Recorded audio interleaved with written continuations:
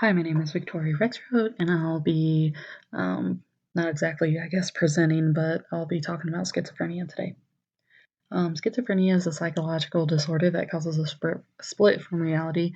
Schizo translates into split, phrenia into mind, so literally the word schizophrenia means split mind. This should not be confused with dissociative identity disorder, which I will not go into, but many people will confuse it. So if you're interested in DID, please exit out of this video, go look it up. About 1 in 100 people develop schizophrenia. That's roughly 24 million people worldwide. This isn't a rare disorder, it's just not really talked about. And I want to spread awareness about that. Schizophrenia is a disease of the brain exhibited in symptoms of the mind. Usually affects men and women equally, but men do the short end of the sticks and usually get their symptoms started in their early 20s, while women, it's in their late 20s, early 30s. It's rarely diagnosed in children simply because it can be hard to diagnose. Um, Doctors can't usually tell what's a behavioral disorder and what is schizophrenia, and possibly because it just may not develop in young children. Rates are similar in all ethnic groups worldwide. Um, There's multiple things thought to cause schizophrenia: genes, environment, and your brain chemistry or structure. Genes, of course, we know a lot of things are hereditary. Schizophrenia is too. If your parent has schizophrenia, you're more likely to get it. It's also thought to be caused by multiple genes, so not just one gene that scientists could fight. They'd have to attack multiple ones. And then also how your genes and your environment interact with each other.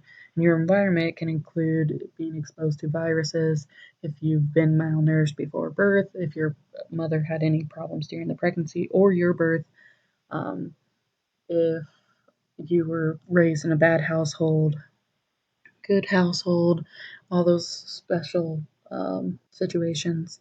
And then I read an article just a couple days ago that scientists have discovered that mothers, pregnant women that are pregnant in their second semester, if they get the flu, they are actually more likely for their children to develop schizophrenia later on in life. So you can see how environment and genes kind of work hand in hand in that.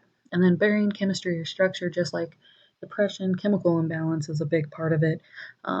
If your brain didn't develop correctly, that could cause it. When you go through puberty and all your hormones are changing, they're thinking that could cause it, or even in extreme stressful situations such as losing a really loved family member. Symptoms, there are negative and positive, and there are a ton. I mean, a ton. But I'm just going to kind of hit on the more big known ones. Just real quick, negative doesn't mean bad, positive doesn't mean good, and let me break it down even more. Negative symptoms, these are things that are kind of minused or taken away from your personality, such as apathy. So let's say I love to read, suddenly I lost interest in doing that activity. So you see how you kind of lose stuff. Like you lose the control over your emotional responses, such as strange emotional responses. You lose the feeling to want to communicate. That kind of goes with reductions in speech and social withdrawal. You lose your ability to concentrate, adhomodynia. You lose your ability to experience happiness. You lose your energy, which is lethargy. And many times you can actually lose sex drive. So that's kind of breaking it down. Kind of negative symptoms, just know that these are things that you will lose. Positive symptoms, on the other hand, are things that you get, such as hallucinations, delusions, thought disorders, and movement disorders. Hallucinations are visions, hearing, uh, touch, taste, smell, all those fun things. Many people don't realize that when you say, "Oh, I'm hearing voices," that is actually a hallucination. Delusions are actually beliefs, strong held beliefs that make no connection to the person's life. A good example that I always love to use is people out there that believe the CIA is being run by aliens. Well, that's a delusion, hopefully, um, but that's a good example. Thought disorder is usually unusual or strange ways of thinking. People can have trouble organizing thoughts or even connecting them. The movement disorders, unusual movements. These type of people may repeat the same action over and over and over with no reason to do so. There's different types of schizophrenia, and doctors more or less use this to explain the symptoms, breaking down into five different categories. It's catatonia, disorganized, paranoid, residual, and undifferentiated. Uh, Catatonia is defined as having disturbances in movement. Breaking that down further, stupor is decreased reactivity to environment and spontaneous movement. Excitement is purposeless mind, motor activity not influenced by external stimuli. Posturing, which is this is the big one. These are the examples that I have on the slide. Is voluntary assumption and maintenance of inappropriate or bizarre uh, positions. Um, Breaking posturing down, which is where the person resists being moved or even will move in the opposite direction that you want them to. Just it's not even out of spite. It's just kind of just a instinct that they have.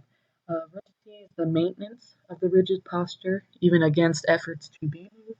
And waxy flexibility is maintenance of the limb and body in externally imposed positions, such as the woman in the bed. Um, there's other symptoms that kind of go along with this. One is command automatism. So this is like extreme Simon says, but you don't even have to say Simon says. These people will listen to your every word and do whatever you say. You say raise your hand, they'd raise your hand. So it's kind of dangerous. Um, Next, we got disorganized schizophrenia, and this is thought to be an extreme expression of disorganized syndrome. There's a few symptoms of this. The big two parts are incoherent and illogical thoughts and then incoherent and illogical behaviors. It affects speech, and speech, or sorry, I already said speech. It affects speech and writing, um, such as jumping around from subject to subject, not being able to talk or write in full sentences, or verbalizing or writing nonsense. Think about this as almost mumble speech. Um, some may not be able to get dressed or dress correctly, brush your teeth, all those type of things. And then also some are known to display inappropriate behavior when in inappropriate situations. Um, Inappropriate or lacking of emotion, that's many times is a flat effect, so you just kind of go numb inside. Um, you don't feel much. And then extremely apathetic, so like they kind of draw in on themselves. So no eye contact or any display of body language. They're kind of just like the flat effect. They're nothing.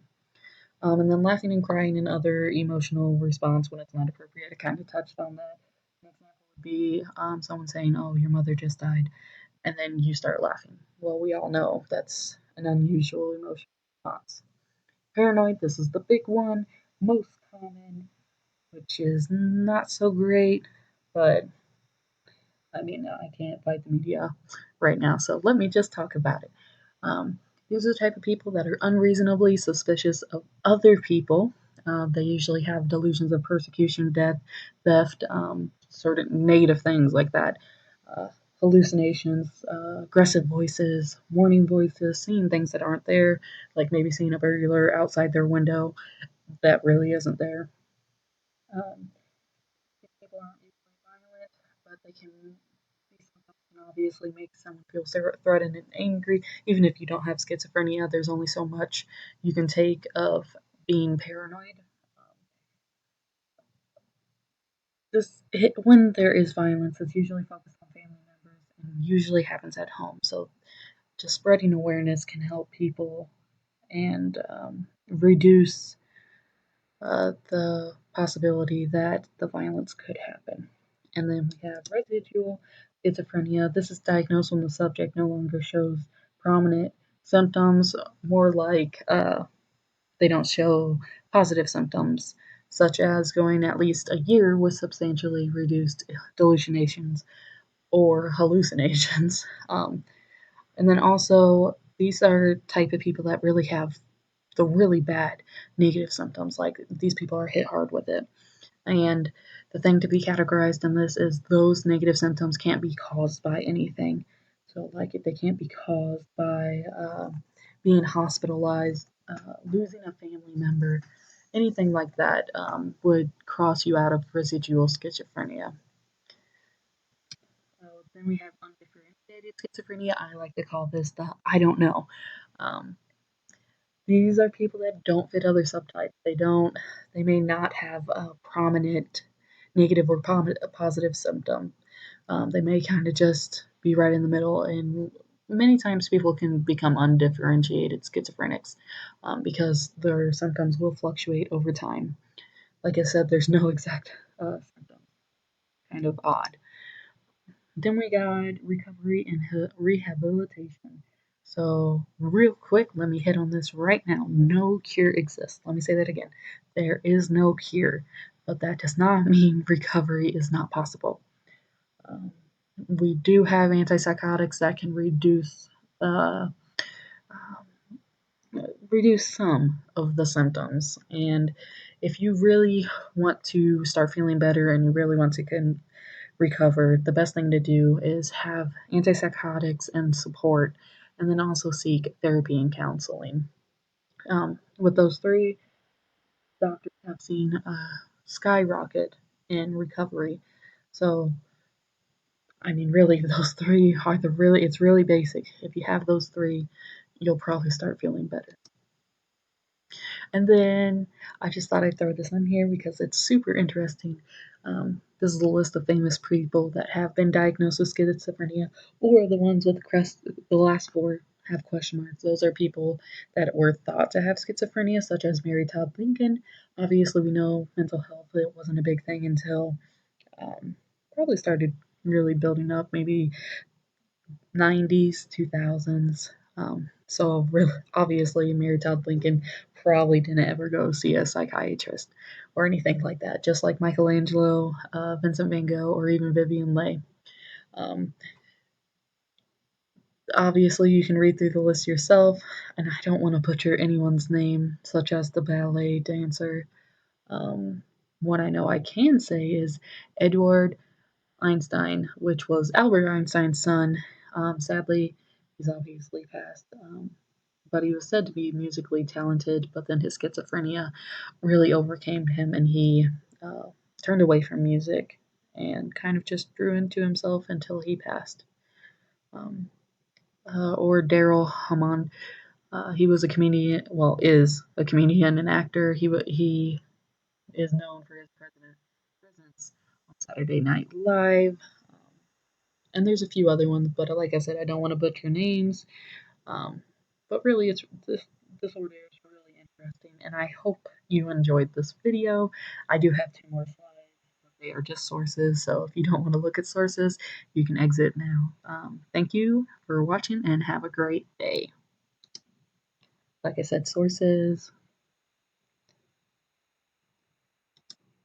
and sources, and then I'm done. Thank you.